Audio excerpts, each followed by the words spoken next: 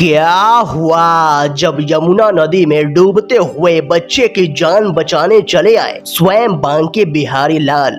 उस दिन यमुना नदी के किनारे एक ऐसा चमत्कार हुआ कि वृंदावन के लोग उस चमत्कार को देखकर दंग रह गए, क्योंकि वृंदावन के इतिहास में ऐसा चमत्कार आज तक देखने को नहीं मिला था। दोस्तों, इस अद्भुत चमत्कार के बारे में जानकर आपके भी पैरों तले जमीन खिसक जाएगी, तो इस वीडियो को बिल्कुल अंत तक देखिएगा।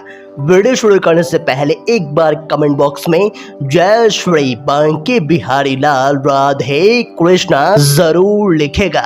साथ ही अगर आप हमारे चैनल भक्ति इनसाइट पर नए हैं तो चैनल को सब्सक्राइब कर लीजिए और बेल आइकन क्लिक कर लीजिए। तो आइए अब इस वीडियो की शुरुआत कर लेते हैं। दोस्तों, अगर मन में सच्ची श्रद्धा हो तो वृंदावन में विराजमान बांके बिहारी लाल हर किसी की सहायता करने आते हैं। ऐसा ही एक चमत्कार हुआ मथुरा के रहने वाले गोविंद जी के साथ। गोविंद जी भगवान श्री कृष्ण के बहुत बड़े भक्त हैं। उनका हर रोज का नियम है कि सुबह उठते ही नहा धोकर तैयार होकर भगवान श्री कृष्ण के मंदिर जाते, उसके बाद ही अन्न का दाना ग्रहण करते। गोविंद जी के माता पिता भी भगवान श्री कृष्ण के बहुत बड़े भक्त थे, इसलिए उन्होंने अपने बेटे का नाम भगवान श्री कृष्ण के नाम पर ही गोविंद रखा था। दोस्तों, गोविंद जी का परिवार मथुरा में रहता है, जिसमें उनके माता पिता, उनकी पत्नी और एक 5 साल का बेटा भी रहता है। गोविंद जी की मथुरा में एक फल की दुकान है,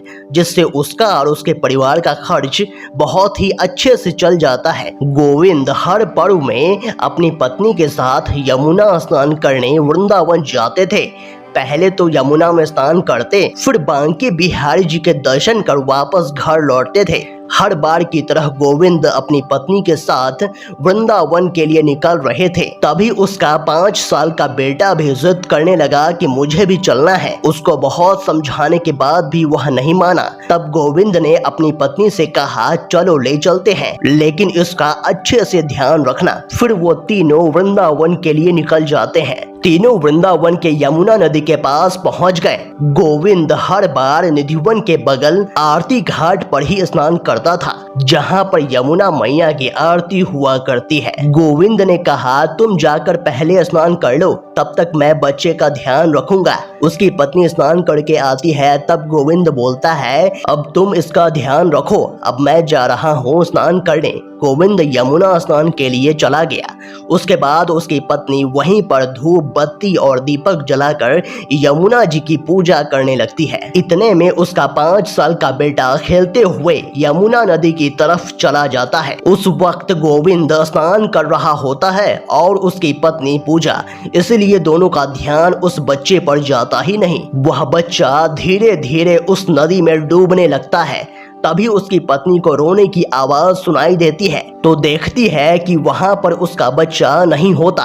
वह यमुना की तरफ देखती है तो बहुत घबरा जाती है, क्योंकि उसका बच्चा काफी आगे की तरफ डूब रहा होता है। गोविंद को भी तैरना नहीं आता था। तभी गोविंद और उसकी पत्नी भगवान श्री कृष्ण का नाम लेकर मदद के लिए चिल्लाने लगते हैं, और पलक झपकते ही वहां एक ऐसा चमत्कार होता है जिसे देख वहां मौजूद सभी लोगों के रोंगटे खड़े हो जाते हैं। अचानक से वहां पर एक 16 साल का लड़का भागते हुए आता है और नदी में कूद जाता है। देखते ही देखते वह लड़का बच्चे को यमुना से बाहर ले आता है। उसकी माँ बच्चे को गले लगाकर रोने लगती है। गोविंद की नजर उस 16 साल के लड़के पर जाती है। तभी वह लड़का यमुना में डुबकी लगाता है।